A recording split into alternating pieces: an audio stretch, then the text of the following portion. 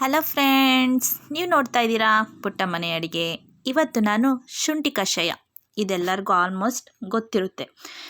ಆದರೂ ಕೆಲವರು ಇದನ್ನು ಮರ್ತ್ಬಿಡ್ತಿರ್ತಾರೆ. ಇದನ್ನು ಯಾವ ರೀತಿ ಮಾಡೋದು, ಇದರಿಂದ ಏನು ಉಪಯೋಗ ಅನ್ನೋದನ್ನ ನಾನು ಈ ವಿಡಿಯೋದಲ್ಲಿ ತಿಳಿಸ್ತಾ ಹೋಗ್ತೀನಿ. ಈ ಶುಂಠಿ ಕಷಾಯದಿಂದ ನಮಗೆ ಈ ಕೆಮ್ಮು, ನೆಗಡಿ, ತಲೆಭಾರ ಆ ರೀತಿ ಏನಾದರೂ ಇದ್ದರೆ ಕಡಿಮೆ ಆಗ್ತಾ ಹೋಗುತ್ತೆ. ಇದನ್ನು ಯಾವ ರೀತಿ ಮಾಡೋದು ಅನ್ನೋದನ್ನ ನಾನು ಈ ವಿಡಿಯೋದಲ್ಲಿ ತಿಳಿಸ್ತಾ ಹೋಗ್ತೀನಿ.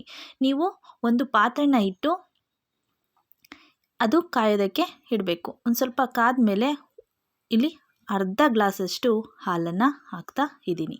ನೀವು ಎಷ್ಟು ಕ್ವಾಂಟಿಟಿಲಿ ಬೇಕೋ ಅಷ್ಟು ಕ್ವಾಂಟಿಟಿಲಿ ಮಾಡ್ಕೋಬೋದು. ನಾನು ಅರ್ಧ ಗ್ಲಾಸ್ಗೆ 1/4 ಗ್ಲಾಸಷ್ಟು ನೀರನ್ನು ಹಾಕ್ತಾ ಇದ್ದೀನಿ. ಅದು ಸ್ವಲ್ಪ ಈ ರೀತಿ ಉಪ್ಪು ಬರಬೇಕು, ಚೆನ್ನಾಗಿ ಕುದಿಬೇಕು. ಇದು ಸ್ವಲ್ಪ ಹಾಲು ಕುದೀತಾ ಇರಲಿ, ಅಲ್ಲಿವರೆಗೂ ನಾವು ಒಂದು 2 ಇಂಚಷ್ಟು ಶುಂಠಿ ಮತ್ತು ಲವಂಗ, 3 ಲವಂಗನ ತಗೊಂಡು ಸ್ವಲ್ಪ ಮೆಣಸು, ಇಷ್ಟನ್ನು ನಾವು ಏನು ಮಾಡಬೇಕು, ಜಜ್ಕೊಬೇಕು.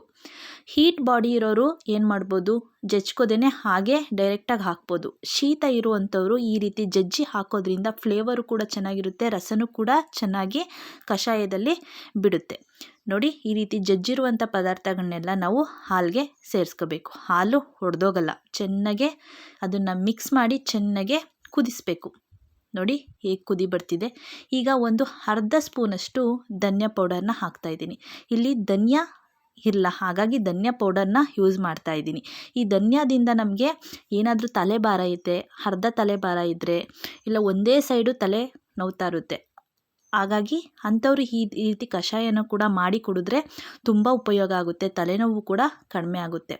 ಮತ್ತು ಈ ಶುಂಠಿಯಿಂದ ಮತ್ತು ಮೆಣಸು ಮತ್ತು ಲವಂಗನ ಬಳಸಿರೋದ್ರಿಂದ ಏನಾದರೂ ಕೆಮ್ಮಿದ್ರೆ, ನೆಗಡಿ ಇದ್ದರೆ, ಶೀತ ಇದ್ದರೆ ಮತ್ತು ಗಂಟಲು ಕೆರೆತ ಇದ್ದರೆ ಅದು ಕೂಡ ಕಡಿಮೆ ಆಗ್ತಾ ಹೋಗುತ್ತೆ. ನೋಡಿ, ಇದು ರೆಡಿಯಾಗಿದೆ. ಈಗ ನಾವು ಏನು ಮಾಡಬೇಕು, ಒಂದು ಲೋಟಕ್ಕೆ ಈ ರೀತಿ ಸೋಸ್ಕೊಬೇಕು. ಚೆನ್ನಾಗೆ ಈ ರೀತಿ ಸೋಸ್ಕೊಂಡ್ಮೇಲೆ ನಮಗೆ ಸಕ್ಕರೆನಾದರೂ ಹಾಕ್ಕೊಬೋದು, ಇಲ್ಲಾಂದರೆ ಬೆಲ್ಲನಾದರೂ ಹಾಕ್ಕೊಂಡು ಇದನ್ನು ಕುಡಿಯೋದಕ್ಕೆ ಕೊಡಬಹುದು. ನೀವು ಡೈರೆಕ್ಟಾಗಿ ಕುದಿಯೋಕ್ಕೆ ಸಕ್ಕರೆನ ಹಾಕ್ಬೋದು, ಆದರೆ ಶೀತ ಇರೋರು ಸಕ್ಕರೆನ ತಿಂದರೆ ಇನ್ನೂ ಸ್ವಲ್ಪ ಕೆಮ್ಮು ಜಾಸ್ತಿ ಆಗುತ್ತೆ, ಹಾಗಾಗಿ ಸಕ್ಕರೆನ ಸ್ಕಿಪ್ ಮಾಡಿ ನೀವು ಬೆಲ್ಲನೂ ಕೂಡ ಯೂಸ್ ಮಾಡ್ಕೋಬೋದು.